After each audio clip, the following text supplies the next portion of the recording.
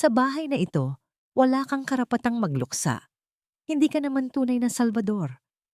Ang mga salitang iyon ay bumuka mula sa mga labing pinahiran ng mamahaling pulang lipstick kasabay ng isang marahas na haplos ng kamay na nagpabagsak sa lahat ng nasa ibabaw ng maliit na mesang kahoy.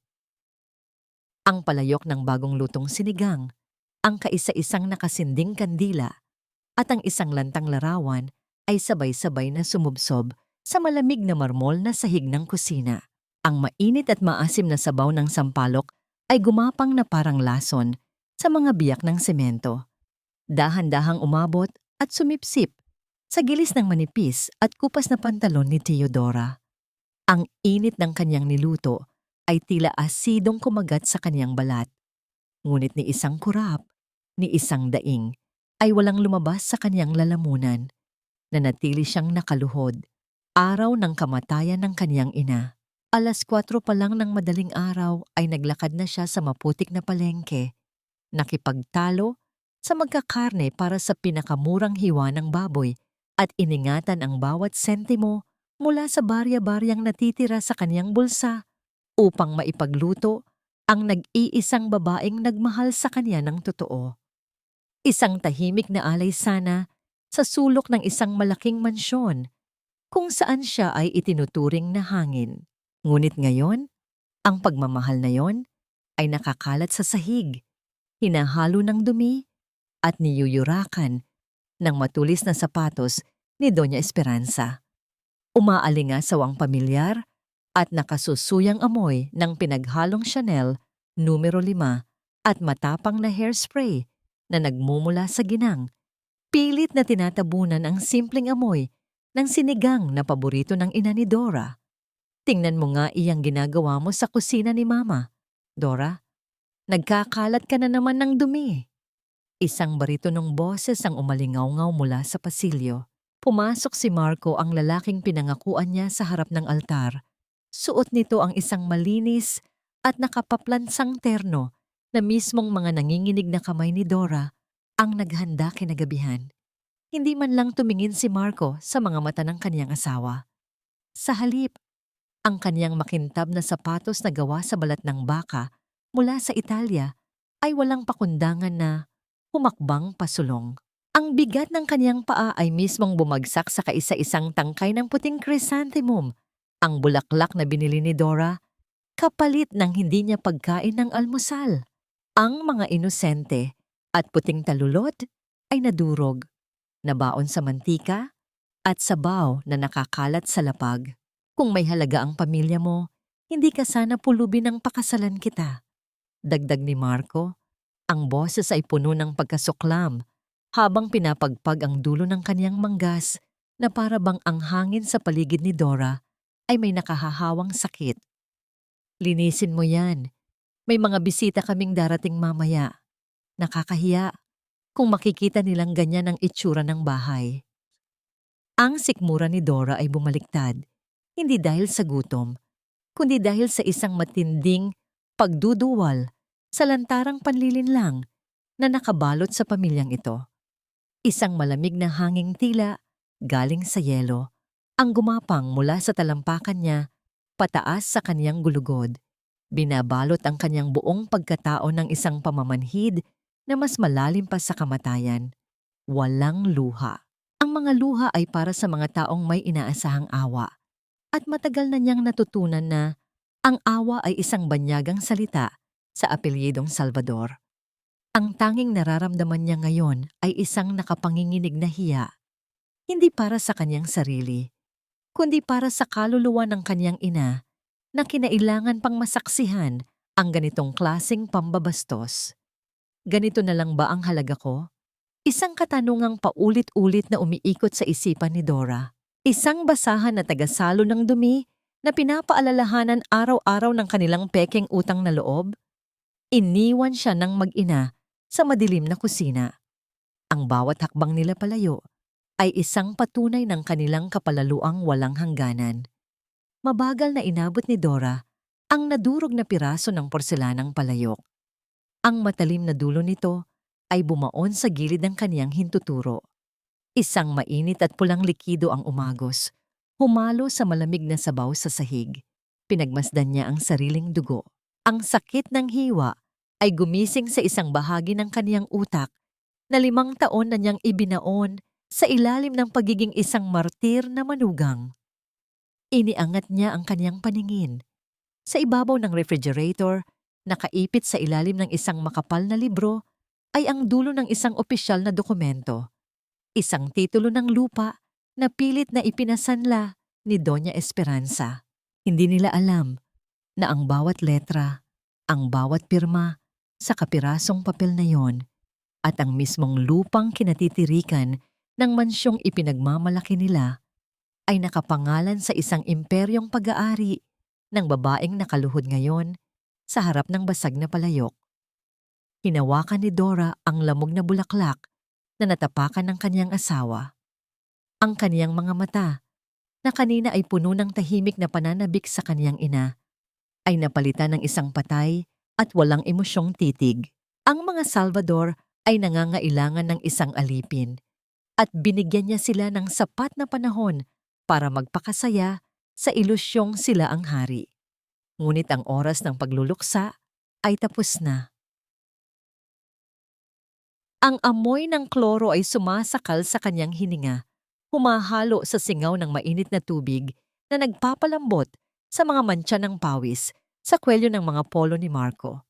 Sa bawat kuskos ng kanyang mga kamay, na unti-unti nang namumula at kumukulubot, tila ba kasamang nababakbak ang kanyang sariling dignidad. Huminto ang mga kamay ni Dora.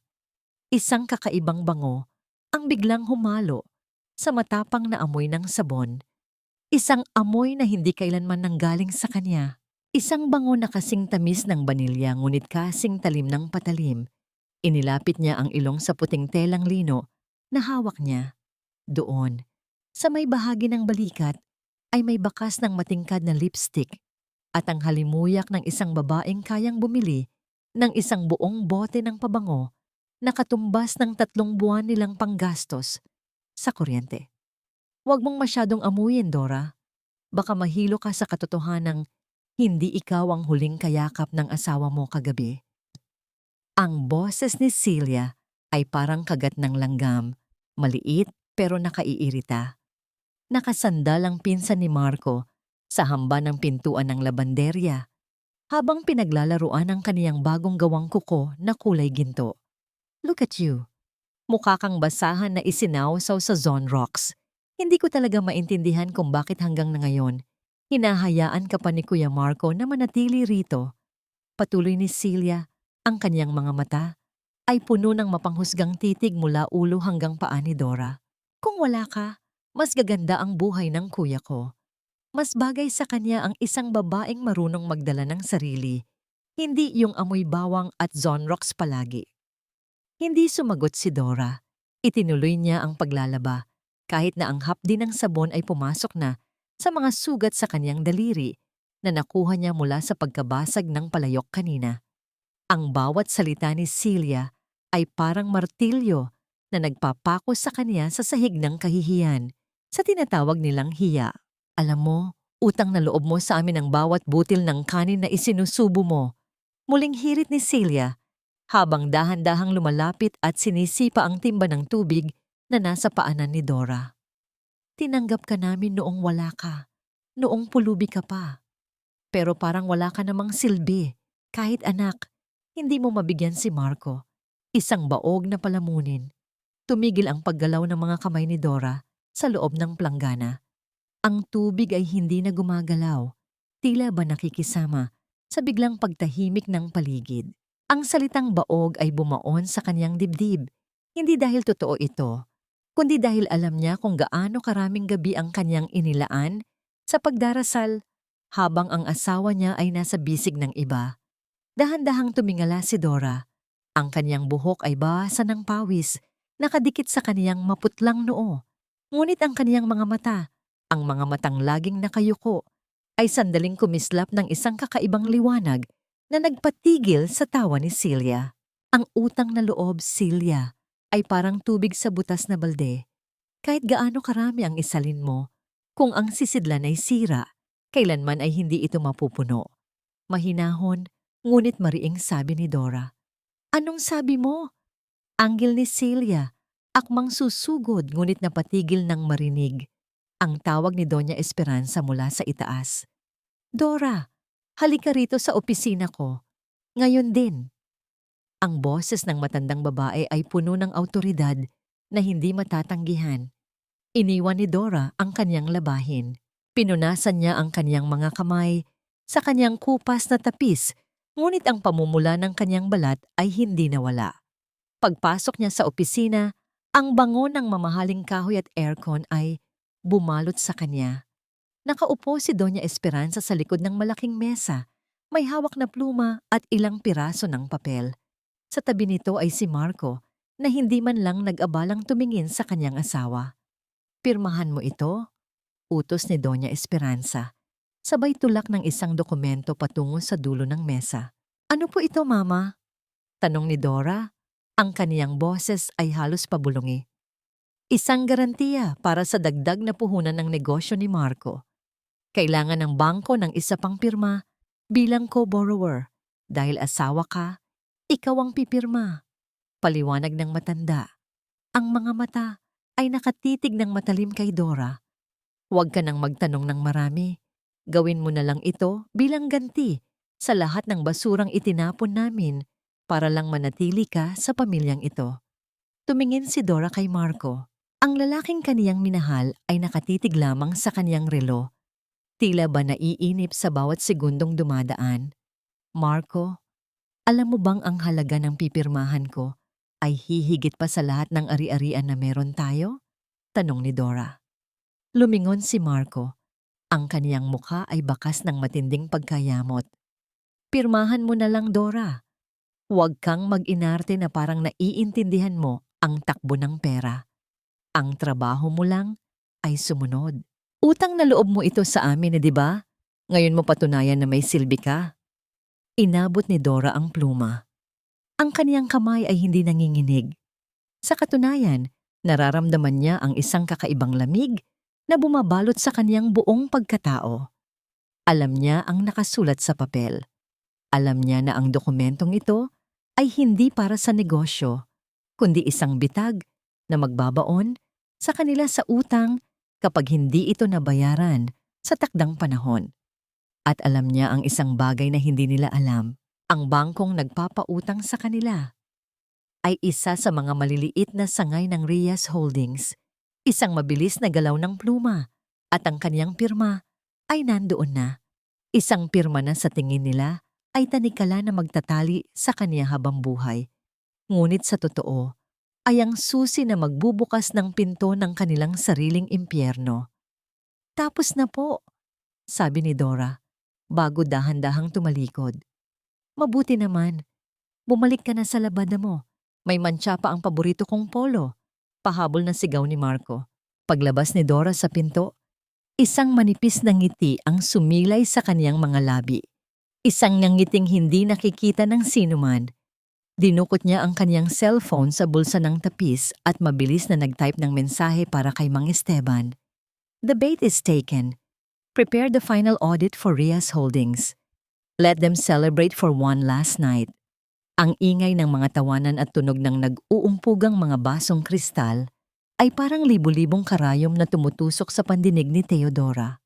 Sa gitna ng malawak na bulwagan ng mansyon, ang amoy ng litson at iba't ibang mamahaling putahe ay humahalo sa makapal na usok ng sigarilyo at nangingibabaw na halimuyak ng mga imported na pabango. Ito ang gabi ng pagdiriwang para sa bagong tagumpay ni Marco, isang tagumpay na itinayo sa ibabaw ng pirma ni Dora kanina lamang umaga.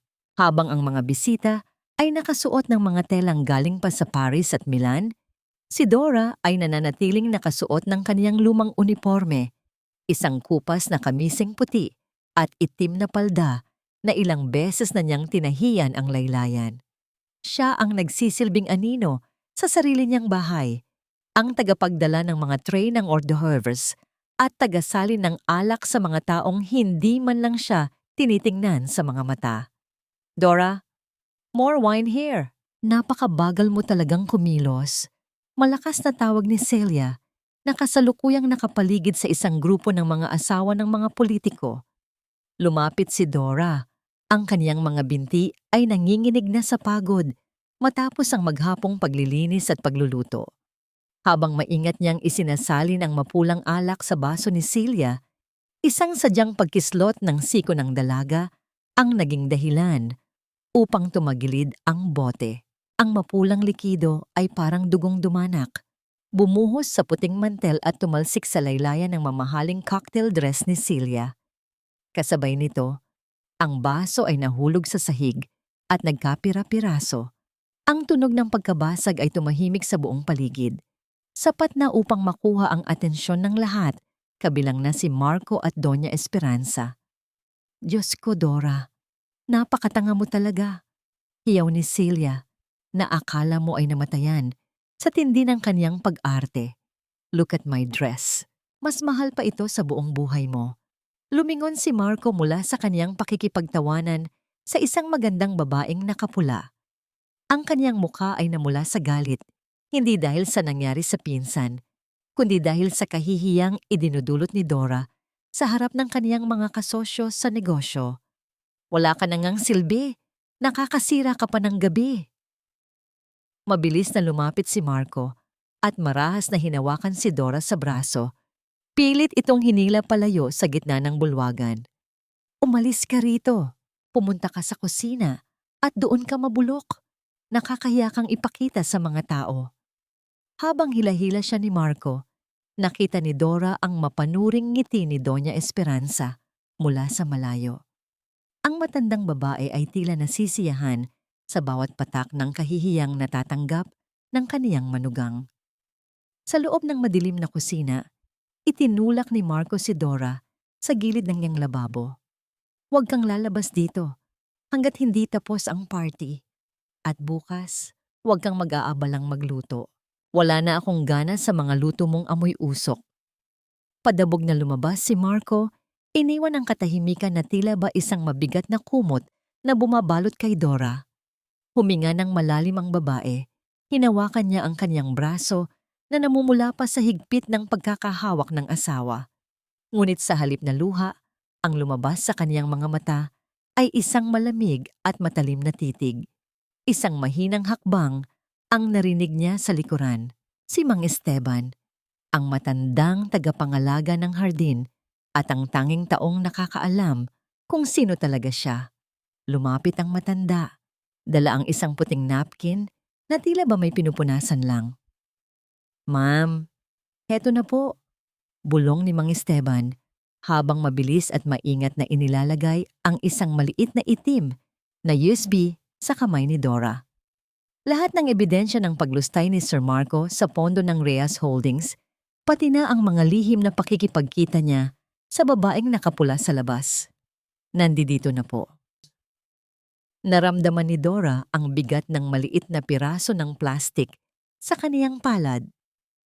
Ito ang sandatang wawasak sa tore ng mga Salvador na itinayo sa kasinungalingan. Salamat, Mang Esteban. Maghanda ka na. Bukas, hindi na anino ang makikita nila sa bahay na ito. Sabi ni Dora, ang kaniyang boses ay hindi na nanginginig. Natapos ang gabi. Ang mga bisita ay nagsialisan na. Dala ang mga kwento ng tanga at kawawang asawa ni Marco Salvador. Sa loob ng kanyang silid sa attic, nakaupo si Dora sa tapat ng kanyang lumang laptop. Binuksan niya ang USB. Ang bawat dokumentong lumilitaw sa screen ay isang pako sa kabaong ng ambisyon ni Marco. Biglang bumukas ang pinto. Pumasok si Marco. Amoy alak at may bahid pa ng lipstick sa kanyang kwelyo. Wala itong pasabi na inihagis ang isang kulay kayumangging sobre sa ibabaw ng kanyang higaan. Pirman mo yan, Dora. Ayoko nang makita ang pagmumukha mo sa bahay na ito paggising ko bukas, sabi ni Marco nang walang emosyon. Dahan-dahang binuksan ni Dora ang sobre. Sa loob nito ay ang mga dokumento para sa diborsyo at isang kasunduan na isinusuko niya ang lahat ng karapatan sa anumang ari-arian ng pamilya Salvador. Isang dokumento na tila ba ang tingin ni Marco ay ang kaniyang kalayaan mula sa isang pabigat. Tapos na tayo, Dora. Humanap ka na ng ibang matutuluyan. I'll give you some money. Sapat na para makabili ka ng isang maliit na dampa sa probinsya nyo, sabi ni Marco habang tumatawa ng mapakla. Tumingin si Dora sa kanyang asawa, isang mahabang tingin na tila ba tinitimbang nito ang bawat segundong sinayang niya sa loob ng 5 taon. Sigurado ka ba rito, Marco? Kapag pinirmahan ko ito, wala nang bawian. Tanong ni Dora. Ang boses ay kasing lamig ng hangin bago ang bagyo. Pirmahan mo na. Huwag mo nang patagalin ang paghihirap natin pareho. Sigaw ni Marco bago padabog na lumabas at isinara ang pinto. Sa loob ng madilim na silid, kinuha ni Dora ang panulat. Sa ilalim ng malamlam na ilaw ng kanyang laptop, muli niyang inilapat ang kanyang pirma. Ngunit sa pagkakataong ito, hindi ito pirma ng isang martir na asawa. Ito ang pirma ng babaeng magtatapos sa lahat. Sa loob ng maliit na silid sa attic, ang tanging liwanag ay nagmumula sa asul na kislap ng screen ng kanyang lumang laptop. Sa paligid ni Theodora, ang hangin ay amoy alikabok at lumang kahoy, isang matinding kaibahan sa mabangong halimuyak ng mga bulaklak sa ibaba, kung saan kakatapos lang ng marangyang piging. Dahan-dahang hinaplos ni Dora ang kaniyang mga daliri. Ramdam pa rin niya ang hapdi ng kloro at ang panunuyo ng kaniyang balat dahil sa maghapong pagtatrabaho. Ngunit sa bawat pagpindot niya sa keyboard, ang bawat sakit na nararamdaman ng kaniyang katawan ay tila nagiging kuryenteng nagbibigay ng lakas sa kaniyang isipan. Ang dokumentong bumadya sa screen ay hindi lamang listahan ng mga numero. Ito ang mapa ng pagkawasak ng pamilya Salvador. Project Sandstorm, bulong niya sa sarili. Ang kaniyang boses ay tuyo, walang emosyon, parang kalansing ng bakal sa gabi. Nakita niya ang lahat, ang mga lihim na bank account ni Marco, kung saan ito inililipat ang pondo ng kumpanya para ibili ng mga alahas ang kaniyang mga kabit. Ang mga pekeng pirma ni Doña Esperanza sa mga papeles ng sangla upang matakpan ang kanilang lumulubog na utang. Ang lahat ng ito ay nakatali sa isang pangalan, Reyes Holdings. Isang mahinang katok ang narinig sa pinto. Hindi na naghintay ng sagot si Mang Esteban at dahan-dahang pumasok. Ang kanyang postura ay hindi na katulad ng isang matandang hardinero na laging nakayuko. Tuwid na ang kanyang likod, ang kanyang mga mata ay matalas at alerto. Ma'am, handa na ang lahat ng mga abogado sa labas. Ang utos niyo na lang ang hinihintay para ihain ang freeze order sa lahat ng accounts nila. Ulat ni Mang Esteban. Ang kaniyang boses ay puno ng respeto na hindi kailanman narinig ng sino mang Salvador. Mang Esteban, nakita mo ba ang mukha ni Marco kanina nung itinulak niya ako? Tanong ni Dora nang hindi inaalis ang tingin sa screen. Opo, ma'am. Punong-puno ng pagmamataas, sagot ng matanda. 5 taon, panimula ni Dora. Ang kaniyang tinig ay nanginginig sa matinding pait na kaniyang kinikimkim. 5 taon akong naging anino. Tinanggap ko ang bawat silya, bawat insulto, bawat pagyurak sa dangal ko dahil sa lintik na utang na loob na yan. Akala nila, ang katahimikan ko ay kahinaan. Akala nila, ang pagtitiis ko ay kawalan ng pagpipilian. Itinuro niya ang nakabukas na sobre ng diborsyo sa ibabaw ng kaniyang kama. Ang puting papel ay tila nangungutya sa kanya sa ilalim ng malamlam na ilaw. Gusto ni Marco ng kalayaan? Ibibigay ko sa kanya ang kalayaang hinahangad niya, ang kalayaang mawalan ng lahat, ang kalayaang magmula sa simula. Sa putikan, kung saan niya ako gustong ibaon. Kinuha ni Dora ang kaniyang cellphone. Ang kaniyang mga mata ay malamig pa sa yelo. Walang bakas ng pag-aalinlangan. Pinindot niya ang isang numero na matagal na niyang itinatago sa kaniyang contacts sa ilalim ng pangalang Central Office. This is the chairperson. Bungad niya nang sagutin ang tawag. Ang kanyang Taglish ay perpekto. May awtoridad na tila ba bawat salita ay isang batas. Execute campaign Sandstorm immediately. Close the credit lines of Salvador Group. Audit every single transaction linked to Marco Salvador's personal accounts and the mansion. Call the bank. I want the foreclosure notice delivered by sunrise. Isang sandaling katahimikan ang namayani sa kabilang linya bago sumagot ang isang boses. Noted, Madam Chair. Everything will be processed in 30 minutes. Ibinaba ni Dora ang telepono. Tumayo siya at lumakad patungo sa maliit na bintana ng attic. Mula roon, nakikita niya ang malawak na hardin na unti-unti nang nilalamon ng kadiliman ng madaling araw. Nararamdaman niya ang malamig na simoy ng hangin na humahaplos sa kanyang mukha. Tila ba naghuhugas sa lahat ng dumi at pagod ng nagdaang 5 taon. Ganito na lang ba ang halaga ko? Ang tanong na kanyang itinanong sa sarili sa kusina kanina ay mayroon na ngayong sagot. Hindi siya basahan, hindi siya anino. Siya ang may-ari ng bawat pako, bawat semento, at bawat hininga ng karangyaan na tinatamasa ng mga Salvador. At sa pagsikat ng araw, kukunin niya ang lahat ng yon, pati na ang kanilang dangal. Ma'am, kailangan niyo na pong magpahinga. Mahaba ang araw niyo bukas, paalala ni Mang Esteban.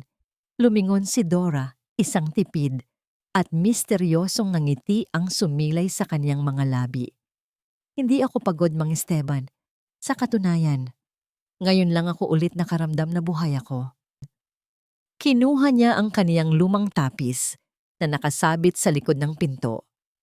Isinuot niya ito muli sa huling pagkakataon. Isang balat kayo. Isang huling eksena sa dula-dulaang ito bago ang tuluyang pagbagsak ng kortina. Simulan na natin ang wakas, bulong niya sa hangin. Ang bango ng bagong leather mula sa mga mamahaling bag na galing pa sa Italia ay sumalubong kay Marco pagpasok niya sa loob ng isang eksklusibong butik sa Makati. Kasama niya ang isang magandang babaeng nakapula. Ang parehong babaeng naging mitya ng kaniyang pagmamayabang kagabi. Pili ka lang, sweetheart. I promised you a gift for the successful partnership, didn't I? Sabi ni Marco. Ang boses ay puno ng kumpiyansa habang hinahaplos ang kaniyang gintong relo. Ang babae ay kumuha ng isang limitadong edisyon ng handbag na nagkakahalaga ng mahigit ₱250,000. Kinuha ni Marco ang kaniyang gold credit card mula sa kaniyang pitaka. Ang card na sa tingin niya ay ang kaniyang kapangyarihan. Sir, sandali lang po. Magalang na sabi ng sales lady habang inilalagay ang card sa makina. Katahimikan. Walang tunog na lumabas, kundi ang isang malamig na mensahe sa maliit na screen ng aparato. Ang sales lady ay bahagyang kumunot ang noo. Sinubukan niya itong muli, ngunit ang resulta ay pareho pa rin. I'm sorry, sir. The card was declined. Baka po may problema sa credit limit niyo. Sabi ng sales lady. Ang kaniyang tono ay nanatiling profesional pero may halong bahagyang pag-aalinlangan. What? Impossible. Subukan mo ulit. Baka sira yung machine niyo. Singhal ni Marco.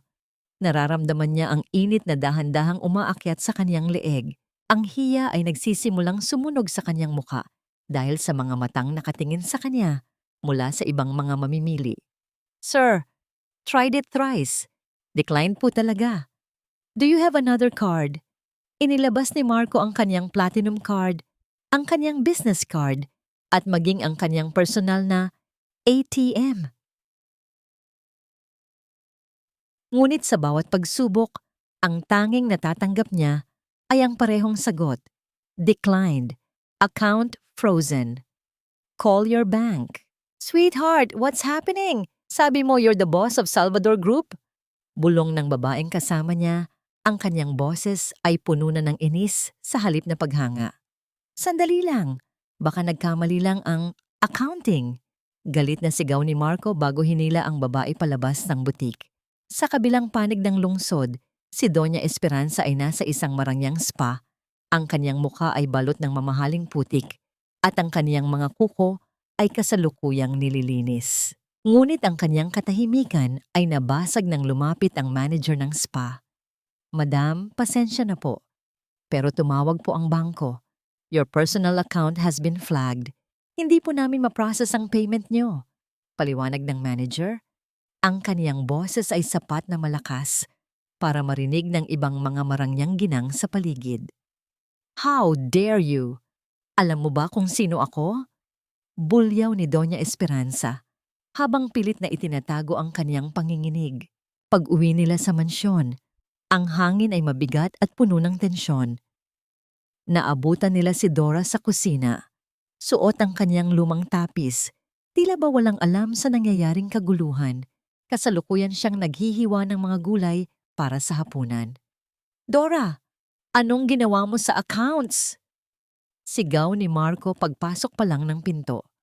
Halos itapon niya ang kanyang bag sa sahig sa tindi ng galit.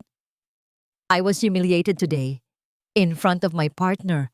Ang lahat ng card ko hindi gumagana. Dahan-dahang ibinaba ni Dora ang kutsilyo. Tumingala siya. Ang kanyang mga mata ay tila ba nagtataka. Ngunit may isang lihim na kislap na hindi nila napapansin. Hindi ko po alam, Marco. Baka po nagkamali lang ang bangko. Kayo naman po ang humahawak ng lahat ng malalaking pondo, hindi ba? Mahinahong sagot ni Dora. Huwag mo kaming lokohin, Dora. Ikaw ang huling humawak ng mga libro kagabi. Sabat ni Doña Esperanza. Ang kanyang muka ay pula pa rin sa tindi ng kahihiyan sa spa. Lahat ng accounts namin, pati ang pambayad sa kuryente at tubig ng mansyon, naka-freeze. Gusto niyo po bang tingnan ko muli ang mga records? Baka po may hindi kayo napirmahan sa bangko? Alok ni Dora, ang kanyang boses ay pununo ng pekeng pag-aalala. Ayusin mo yan ngayon din, or else hinding-hindi ka makakaalis sa bahay na ito. Banta ni Marco, habang hinahablot ang kanyang buhok sa tindi ng stress. Ngunit bago pa man makasagot si Dora, isang malakas na katok sa pintuang nararapat para sa mga bisita ang bumasag sa kanilang pagtatalo. Hindi ito katok ng isang kaibigan. Ito ay katok ng isang taong may dalang hatol. Binuksan ni Mang Esteban ang pinto. 3 lalaking naka-Amerikana ang pumasok. May hawak na mga dokumentong may selyo ng korte at ng Reyes Holdings. Good afternoon. Kami po ang kinatawan ng bangko at ng Reyes Holdings. May dala kaming foreclosure notice para sa property na ito. Sabi ng lalaking nasa gitna. Foreclosure? Anong kalokohan ito? Binabayaran namin ang utang namin. Hiyaw ni Doña Esperanza. Actually, madam, base sa aming record, ang Salvador Group ay lumabag sa mga tuntunin ng loan agreement na pinirmahan nyo kagabi. At dahil ang kumpanyang Reyes Holdings ang bumili ng inyong mga utang sa ibang bangko, kami na po ang may-ari ng lahat ng inyong ari-arian, pati na ang mansyong ito. Paliwanag ng abogado. Pati ang bahay namin. Halos mawalan ng malay si Marco. Sino ang may-ari ng Reyes Holdings? Gusto ko siyang makausap. Ngayon din. Lumingon ang abogado sa direksyon ng kusina. Doon, dahan-dahang tinanggal ni Dora ang kaniyang tapis. Ipinatong niya ito sa ibabaw ng mesa sa huling pagkakataon. Lumakad siya patungo sa kanila. Ang kanyang tindig ay hindi na tulad ng isang alipin. Madam Chair, sila na po ba ang tinutukoy niyo? Tanong ng abogado habang yumuyukod ng malalim kay Dora. Ang katahimikan sa loob ng mansyon ay naging kasing bigat ng semento. Ang mukha ni Marco at Doña Esperanza ay nagmukhang mga estatwang gawa sa abo. Ang katahimikan sa loob ng malawak na sala ng mga Salvador ay naging kasing bigat ng isang libingan. Ang tanging naririnig ay ang mahinang ugong ng aircon at ang mabilis na paghinga ni Marco na tila ba isang hayop na nasukol sa sulok. Madam Chair, sila na po ba ang tinutukoy niyo? Ang tanong ng abogado ay tila isang kidlat na gumuhit sa gitna ng silid. Ang bawat salita ay tumama sa pandinig ni Marco at Doña Esperanza na naging dahilan upang manigas ang kanilang mga katawan. Ang kanilang mga mata ay hindi makapaniwalang nakapako kay Theodora, ang babaeng 5 taon nilang minaliit, ang babaeng itinuring nilang basahan. Dahan-dahang itinaas ni Dora ang kanyang paningin. Wala na ang takot, wala na ang pag-aalinlangan. Ang kanyang mga mata ay kasing talim na ng brilyante, kumikinang sa ilalim ng mga kristal na chandelier na siya mismo ang nagbayad. Dora, anong ibig sabihin nito? Nauutal na tanong ni Marco. Ang kaniyang mukha ay puting-puti. Ang kaniyang labi ay nanginginig. Binayaran ka ba nila? Pinagkanulo mo ba kami sa Reyes Holdings para sa pera? Isang mapait na tawa ang kumawala sa mga labi ni Dora. Isang tawa na puno ng pait na naipon sa loob ng maraming taon. Pinagkanulo? Ulit ni Dora, habang dahan-dahang lumalapit kay Marco. Ang bawat hakbang niya ay may tunog ng awtoridad na tila ba ang bawat tapak niya ay pag-aari niya ang buong mundo. Hindi mo ba naintindihan ang sinabi nila, Marco? Hindi ako binayaran ng Reyes Holdings dahil ang Reyes Holdings ay ako. Sinungaling! Hiyaw ni Doña Esperanza habang pilit na tumatayo kahit na ang kanyang mga tuhod ay tila gawa sa jelly. Paano mo magagawa ito? Pinatuloy ka namin noong wala kang makain. Ibinigay namin ang lahat sa iyo. Ganyan ka ba kawalang hiya? Wala kang utang na loob. Huminto si Dora sa harap ng matandang babae. Nararamdaman niya ang amoy ng mamahaling pabango nito na dati ay nagpapakaba sa kanya. Ngunit ngayon ay tila ba isang baho na lang ng kabulukan. Utang na loob? Mahinahong tanong ni Dora, ngunit ang kanyang boses ay may dalang panganib. Sino ang may utang sa atin, Esperanza? Sino ang nagbayad ng utang sa sugal ni Marco noong unang taon namin? Sino ang nagpondo sa mga party niyo para lang hindi kayo mapahiya sa mga kaibigan niyo? Sino ang tahimik na nag-aayos ng inyong mga basurang kontrata? Hinubad ni Dora ang kanyang lumang tapis. Ang telang ito na puno ng mantsa ng grasa, amoy ng bawang at bakas ng kanyang mga luha ay dahan-dahang nalaglag sa sahig. Ang tunog ng pagbagsak ng tela sa marmol ay tila ba ang pagbasag ng isang tanikala. 5 taon akong naging alipin sa bahay na ito, patuloy ni Dora habang nakatingin ng diretso sa mga mata ni Marco. Ginamit niyo ang pangalan ng pamilya para saktan ako, para maliitin ang alaala ng ina ko. Akala niyo ba ang pananahimik ko ay dahil wala akong kapangyarihan? Hindi. Nanahimik ako dahil gusto kong makita kung hanggang saan ang kakapalan ng inyong mga mukha. Lumingon si Dora sa mga abogado. Attorney Santos, ipakita ang kasunduan sa pautang na pinirmahan ni Marco Salvador kagabi. Inilapag ng abogado ang dokumento sa mesa. Dito po sa Section 4, maliwanag na nakasaad na ang anumang paglabag sa terms ay nangangahulugang ang Reyes Holdings ang kukuha sa lahat ng assets na nagsisilbing collateral, kabilang na ang mansyon na ito, ang mga sasakyan, at ang mga shares sa Salvador Group. Pero, ang pirma ni Dora, turo ni Marco sa papel, ang kanyang mga mata ay naniningkit sa tindi ng stress. Siya ang co-borrower. Kung babagsak ako, babagsak din siya. Iyan ang akala mo, Marco, sabi ni Dora habang kinuha ang isang panulat mula sa kaniyang bulsa. Isang gintong panulat na may nakaukit na letrang RH. Ang pinirmahan ko kagabi ay hindi bilang asawa mo. Pinirmahan ko yon bilang chairperson ng Reyes Holdings na tumatanggap sa iyong isinanglang ari-arian. Sa madaling salita, ikaw ang nangutang sa akin. At dahil hindi mo nabayaran ang utang mo sa loob ng itinakdang oras dahil sa ginawa kong pag-freeze sa iyong accounts, ang lahat ng pag-aari mo ay akin na. Hayop ka. Susugod sana si Marco para saktan si Dora, ngunit bago pa man siya makalapit, ay humarang na si Mang Esteban.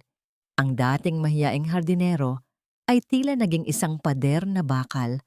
Ang kaniyang mukha ay walang takot. Huwag mong susubukang hawakan ng Madam Chair, Sir Marco. Hindi na ito ang bahay niyo, mariing sabi ni Mang Esteban. Napaatras si Marco, napasandal sa pader. Ang kaniyang mundong itinayo sa kasinungalingan ay tuluyan ng gumuho. Ang kaniyang asawa, ang babaeng inakala niyang walang halaga, ay siya palang may-ari ng bawat hininga niya. Mayroon kayong 3 oras para kunin ang inyong mga personal na gamit. Anunsyo ni Dora. Ang kanyang boses ay malamig at walang bahid ng awa. Pagkatapos niyon, lahat ng maiiwan dito ay ituturing na pag-aari ng Reyes Holdings at huwag niyo nang subukang kumuha ng kahit isang piraso ng alahas na binili gamit ang pondo ng kumpanya dahil ang bawat item sa bahay na ito ay naka-inventory na. Dora, please, pamilya tayo. Pagmamakaawa ni Doña Esperanza habang pilit na humahawak sa braso ni Dora. Ang kaniyang mga mata ay puno na ng luha, ngunit hindi ito luha ng pagsisisi, kundi luha ng takot sa kahirapan. Inalis ni Dora ang kamay ng matanda. Pamilya? Winakasan niyo ang salitang yon noong dinurog niyo ang alaala ng ina ko sa kusinang ito kagabi. Ngayon, maranasan niyo kung paano ang mawalan ng lahat. Tinalikuran sila ni Dora. Lumakad siya patungo sa pintuan ng mansyon kung saan naghihintay ang kanyang mga tauhan. Sa bawat hakbang niya, nararamdaman niya ang kalayaang matagal na niyang ipinagkait sa kanyang sarili. Wait! Hiyaw ni Marco mula sa likuran. Saan ka pupunta? Hindi mo pwedeng gawin ito sa akin. Lumingon si Dora sa huling pagkakataon. Pupunta ako sa opisina ko, Marco. May mga kumpanya pa akong kailangang patakbuhin. Isang bagay na hindi mo kailanman natutunan. Sa labas, ang araw ay matirik na, nagbibigay ng liwanag sa kanyang bagong simula. Ngunit sa loob ng mansyon, ang kadiliman ay nagsisimula pa lamang lumamon sa mga Salvador. Ang amoy ng mamahaling furniture polish at ang lamig ng sentralisadong aircon sa loob ng boardroom ng Salvador Group ay tila naging isang kulungang bakal. Para kay Marco, pawis na pawis siya. Ang kanyang kurbata ay maluwag na at ang kanyang buhok ay magulo. Malayo sa imahe ng isang matagumpay na CEO na kaniyang ipinangangalandakan kahapon lamang. Sa kabilang dulo ng mahabang mesang gawa sa mahogany, nakaupo ang mga board members. Lahat sila ay nakayuko. Hindi makatingin ng diretso habang binabasa ang mga report na inilatag sa harap nila. This is impossible. Reyes Holdings cannot just buy out 40% of our public shares in one morning. Sigaw ni Marco habang hinahampas ang mesa. Ang tunog ng kanyang palad sa kahoy ay mariin at nagpadama ng kanyang desperasyon. Sino ang nag-aproba nito? Bumukas ang malaking pinto ng boardroom. Ang tunog ng pagpihit ng trangka ay mabilis at pino. Pumasok si Theodora. Wala na ang kupas na tapis. Wala na ang amoy ng bawang at usok ng kusina. Suot niya ang isang puting tailored suit na sadyang ginawa para sa kanyang tindig. Ang kanyang buhok ay maayos na nakapusod. Inilalantad ang kanyang mukha na puno ng awtoridad at talino. Sa likod niya ay si Mang Esteban na ngayon ay nakasuot na rin ng formal na Amerikana. Bitbit ang isang briefcase. Ang buong silid ay napuno ng bulungan. Ang ilang board members ay napatayo sa gulat habang si Marco ay dahan-dahang napaupo sa kanyang upuan. Ang kanyang bibig ay bahagyang nakabukas. You're late for the board meeting, Marco. Formal na sabi ni Dora.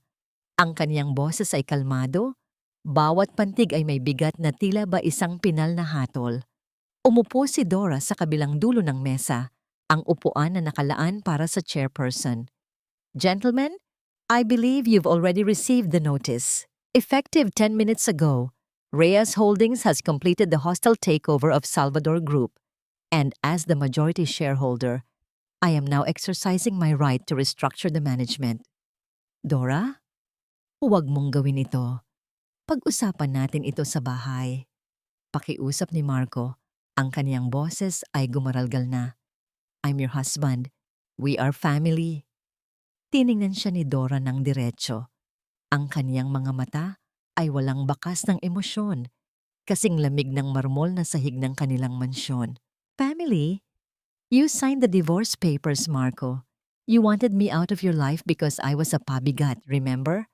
Paalala ni Dora. Inilabas ni Mang Esteban ang isang folder at inilapag ito sa harap ni Marco. At tungkol naman sa sinasabi mong pag-uusap, baka mas gusto mong pag-usapan ito sa harap ng mga investigador mula sa Anti-Money Laundering Council. Nanlaki ang mga mata ni Marco nang makita ang mga dokumento sa loob ng folder. Nandito ang lahat. Ang mga ghost employees na ginagamit niya para mag-withdraw ng pondo, ang mga pekeng invoices para sa kanyang mga personal na luho, at ang mga ebidensya ng kanyang pakikipagsabwatan sa ilang supplier para mandaya sa bidding. This is fraud, Marco. At dahil ang Reyes Holdings na ang nagmamay-ari ng kumpanyang ito, I am formally filing charges against you for embezzlement and corporate theft. Dagdag ni Dora. Biglang bumukas ang pinto at pumasok si Celia. Hingal na hingal at halatang galing sa pag-iyak. Kuya, anong nangyayari? Ang mga guard, ayaw akong papasukin sa opisina ko. Sabi nila, dismiss na raw ako. Lumingon si Dora kay Celia.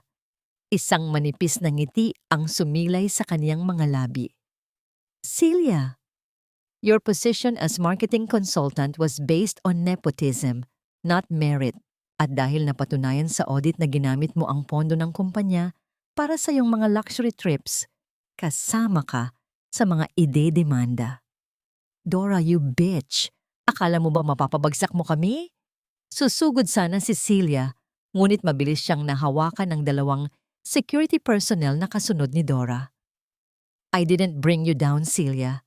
Your own greed did. Sagot ni Dora nang hindi man lang tinataasan ang boses. Dora, please.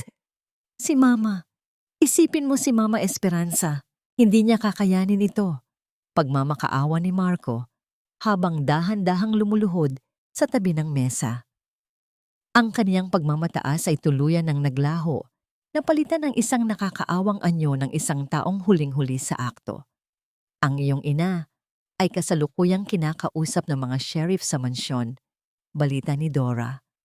Lahat ng mga alahas na itinago niya, pati na ang mga paintings na binili gamit ang pera ng Salvador Group, ay kinuha na bilang bahagi ng asset recovery. Isang malalim na katahimikan ang namayani.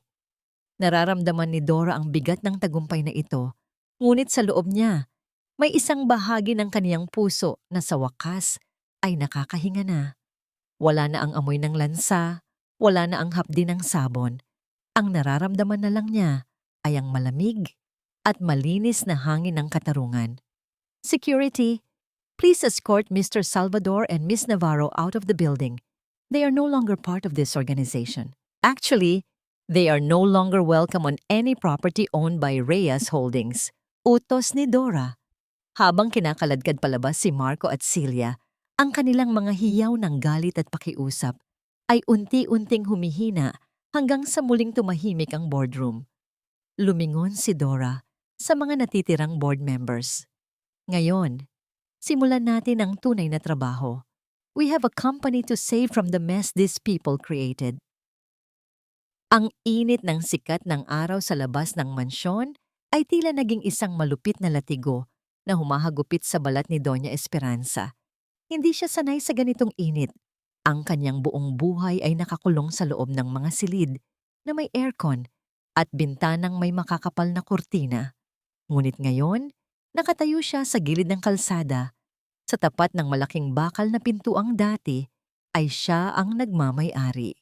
Sa kaniyang paanan ay may 3 malalaking itim na trash bag, ang tanging pinayagan ng mga sheriff na ilabas niya. Nandito ang kaniyang mga damit, ilang pares ng sapatos, at ang mga gamit na hindi binili, gamit ang pera ng Salvador Group, ang amoy ng basang kalsada at ang usok ng mga dumaraang sasakyan ay sumusulasok sa kanyang ilong, malayo sa halimuyak ng mga sariwang bulaklak na dati ay laging nasa kanyang plorera. Hindi niyo pwedeng gawin ito. Tatawag ako ng pulis. I am a Salvador. Hiyaw ni Esperanza, ngunit ang kanyang boses ay paos na at walang sino mang nakikinig. Ang mga kapitbahay, ang mga ginang na dati, ay yumuyukod sa kanya sa mga charity gala ay kasalukuyang nakasilip sa kanilang mga bintana. Naririnig ni Esperanza ang kanilang mga bulungan, ang mapanghusgang mga mata na tila ba tinutusok ang kanyang likod. Ang hiya na kaniyang kinatatakutan ay narito na, lumalamon sa kaniyang dangal sa gitna ng kalsada. "Madam, tara na po. Baka lalo lang tayong mapahiya rito," bulong ni Celia na kasalukuyang nakasuot ng isang simpleng t-shirt at maong. Malayo sa kaniyang dating magarbo na itsura, ang kanyang mga mata ay mamula-mula sa yak at ang kanyang balat ay tila nanunuyo dahil sa init. "Saan tayo pupunta, Celia? Wala na tayong pera. Ang lahat ng account ko. Zero," hagulhol ni Esperanza. "May maliit akong kondo sa Cubao. Doon muna tayo," sagot ni Celia, bagaman alam nilang dalawa na ang maliit na unit na yon ay malayo sa karangyang kinagisnan nila.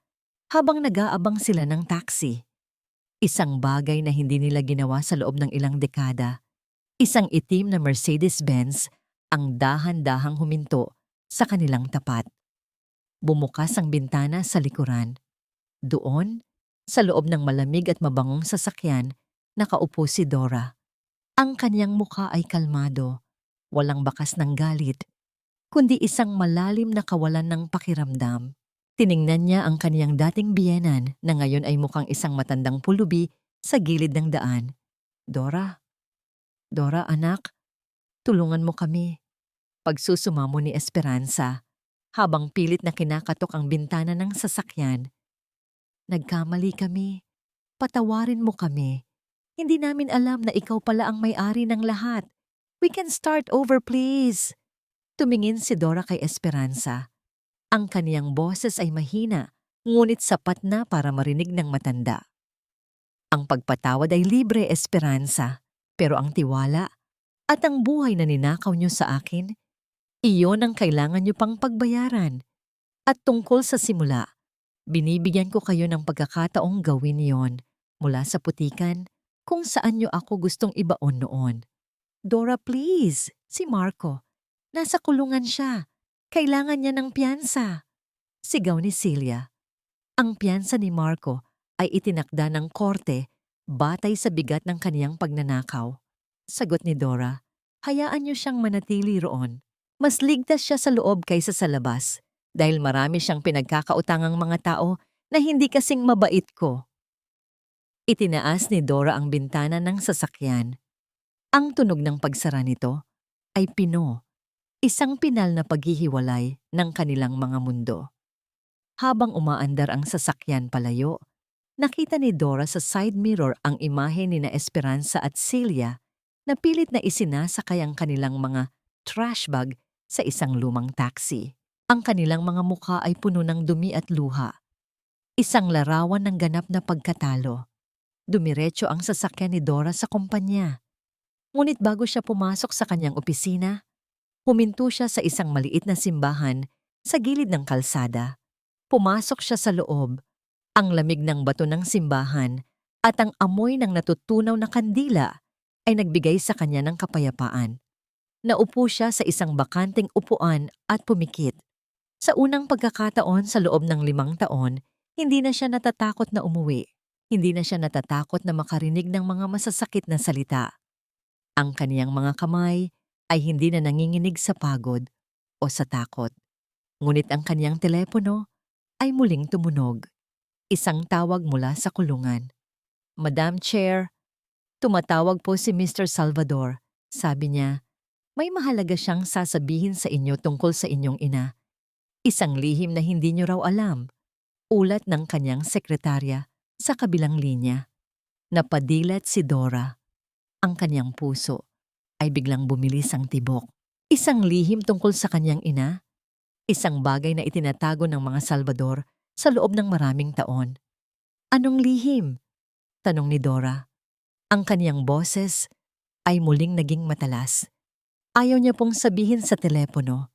Gusto niya kayong makita ng personal sa visitation room.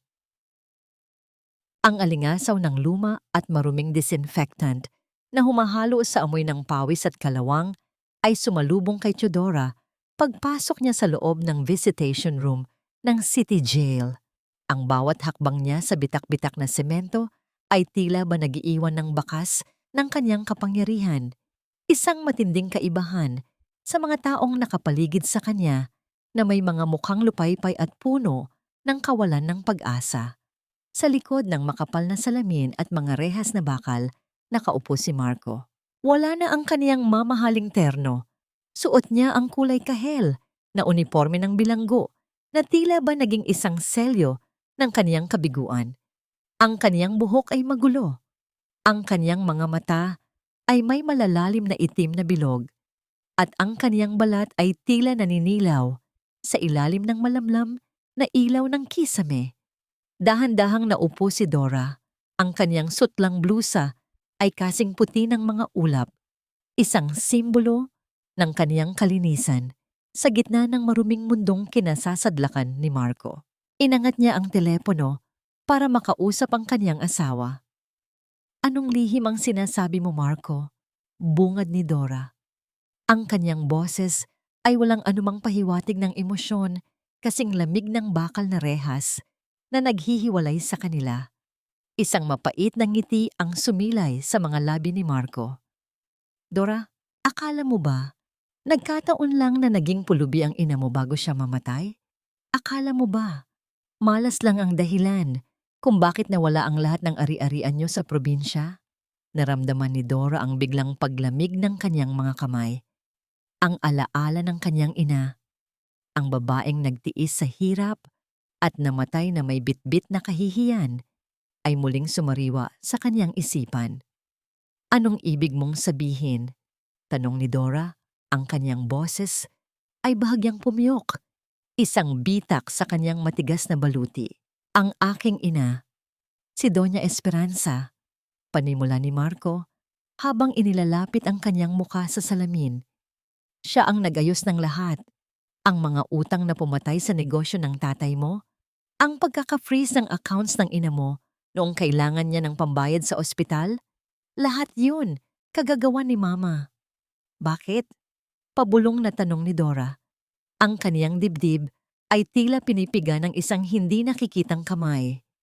Because she knew who you really were, Dora. Alam niya na ikaw ang tagapagmana ng Reyes Holdings mula sa panig ng iyong lolo. Pero gusto niyang makuha ang lahat ng iyon sa pamamagitan ko. Tawa ni Marco. Isang tawang puno ng kabaliwan. Pinabagsak niya ang pamilya mo para mapilitan kang lumapit sa amin. Para maging utang na loob mo ang pagpapakasal sa akin. We made you a slave in your own empire without you even knowing it. Ang mundo ni Dora ay tila tumigil sa pag-ikot. Ang bawat pagsisikap niya, ang bawat gabing nagtiis siya sa pang-aalipusta ni na Esperanza at Marco, ang bawat sentimong pinaghirapan niya para sa gamot ng kanyang ina. Lahat ng yon ay isang masamang biro. Ang mga taong pinagsilbihan niya ng 5 taon ay ang mismong mga taong pumatay sa kanyang ina sa pamamagitan ng dahan-dahang pagpahirap. Ang bitter irony ay tila isang lason na dumadaloy sa kanyang mga ugat. Nagluto siya para sa mga mamamatay tao. Nilaban niya ang mga damit ng mga magnanakaw ng kaniyang buhay. You're a monster, sabi ni Dora. Hindi siya sumigaw. Ang kaniyang boses ay naging isang bulong na mas nakakatakot pa sa anumang hiyaw. Lahat kayo, mga hayop kayo. Ngayong alam mo na, anong gagawin mo, chairperson? Hamon ni Marco. Ang kaniyang mga mata ay puno ng desperasyon.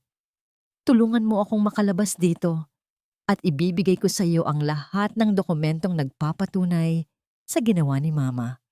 I can be your witness. Just get me out of this hell! Tumingin si Dora kay Marco, hindi bilang asawa, kundi bilang isang insekto na kailangang tapakan. Ang kaniyang nararamdamang gigil ay hindi na lamang galit. Ito ay isang banal na puot.